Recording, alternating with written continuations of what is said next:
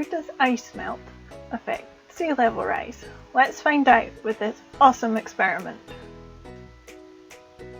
So climate change is warming the planet. Things are getting hotter, so of course this is going to melt the ice. Ice covers about 15 million kilometers squared on planet Earth. That's roughly equivalent to just less than the area of Russia, shown here. That's an awful lot of ice. There are two different types of ice that we're going to look at today. The first is land ice. This includes things like glaciers, ice shelves, and ice sheets. They are formed from snow. For example, Greenland and the Antarctic, shown here, where the ice is on top of land.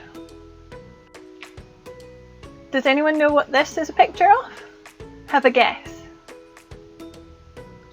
So this is a glacier. This is where a river of ice is flowing down the land, and here is where the chunks break off into the water. So well done if you guessed that right. The other type of ice is sea ice. This is frozen seawater. For example, the Arctic, where the sea freezes over every winter. So which type of ice do you think causes sea level rise? Pause now and write down your prediction.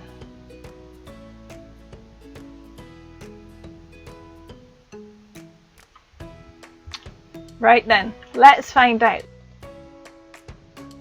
For your experiment, you're going to need 2 plastic tubs the same size, ideally see-through ones like these, 2 dishes to act as your land,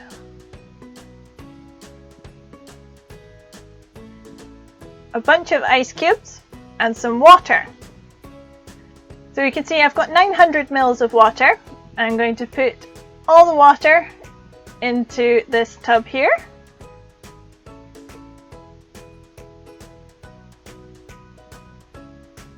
And then I'm putting exactly the same volume of water into the other tub. So we can see they have both got equal amounts of water in them.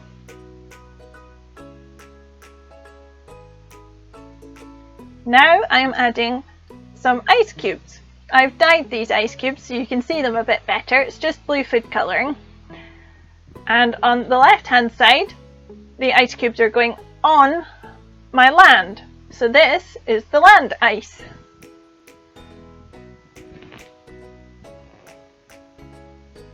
And in the other tub, I am putting the ice cubes in the water. So this is the sea ice.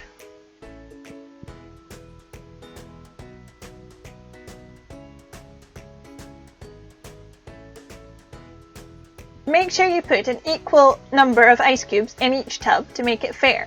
But we can see already that just by adding the ice cubes into the sea, that the water is higher on the right hand side.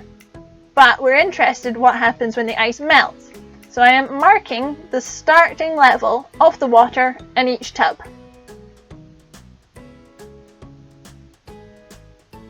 And that's your experiment setup.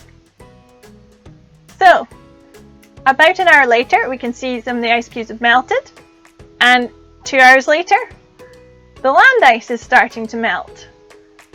And we can see the sea ice is almost entirely disappeared. But the sea levels haven't changed that much yet. A bit longer, the sea ice is completely gone, and the land ice is really starting to melt now. And we can see the sea level has started to rise a little for the land, and finally all the ice is completely melted in both tubs. And now we can see that the sea level has really risen on the left hand side.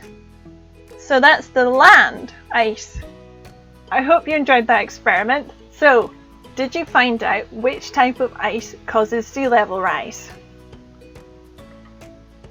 Land ice is the one that will cause sea level rise. Did you guess right? This graph shows the sea level rise since 1993. You can see along the bottom axis here the year from about 1993 all the way up to 2020. And on this axis we have the sea level variation in millimeters. So we can see that from 1993 the sea level has been steadily increasing up to 2020. And in that time it has risen almost 10 centimeters. So if all the glaciers and ice sheets melted, global sea levels would rise by more than 60 meters. That's a huge sea level rise. But don't worry, predicted global sea level rise by the year 2100 is expected to be about 45 to 82 centimeters. So that's less than a meter. We're not all going to drown yet.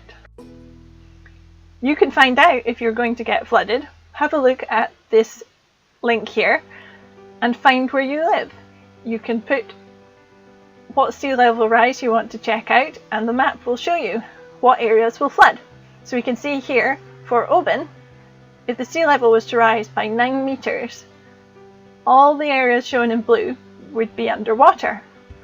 So that's quite a chunk of Oban that would be flooded.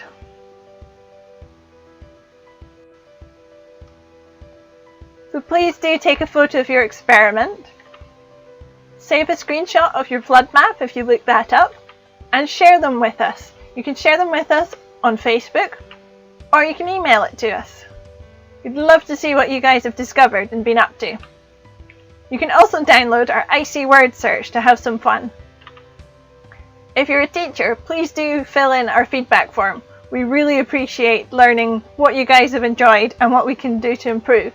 I'll put links to all these in the video description for you.